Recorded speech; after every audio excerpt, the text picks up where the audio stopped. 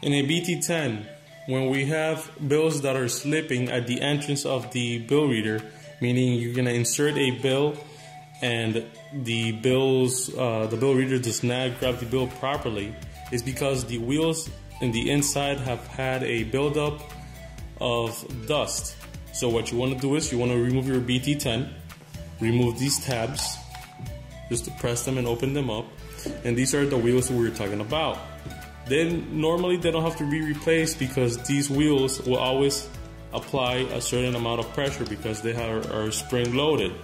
So what you want to do is grab a very lightly moistured microfiber cloth and swipe over it so you remove the dust buildup.